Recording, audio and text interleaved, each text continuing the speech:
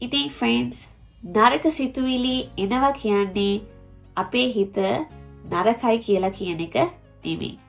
සිතුවිලි සෑහෙන්න අපේ හිතට එනවා. අපිට කරන්න තියෙන්නේ ඒවා අපි කොහොමද ඒවා ගන්නේ, රෙස්පොන්ඩ් කරන්නේ, ඒ විතරක් නෙමෙයි ඒවා කොහොමද අපි ට්‍රේන් කරගන්නේ පොසිටිව් විදියට දේවල් බාර ගන්න. ඒ හින්දා තමයි ඒ වගේ නෙගටිව් සිටුේෂන් එකක් හරි ඩිසපොයින්ට්මන්ට් එකක් හරි දෙයක් වුණොත් ඔයගලන්ට කරන්න තියෙන්නේ මොකද්ද? අත් දෙක ගත්තා කැන්සල් කියලා කියන්නේ. ඒ විතරක් නෙමෙයි සිටුේෂන් එක වෙනස් කරගන්න බැරි වුණත් ඒ අපි හිතන දේ ලැබුණේ නැත්තම් ඔයගලන් කියන්න ඕනේ අත් දෙක මෙහෙම දාලා it is time for double happiness.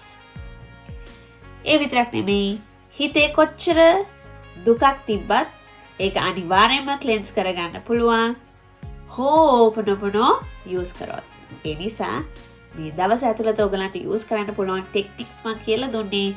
ඒ නිසා මේ ටෙක්නික්ස් යූස් කරන්න යූස් කරලා අනිවාර්යයෙන්ම මගේ වීඩියෝ එකට කමෙන්ට් එකක් දාන්න.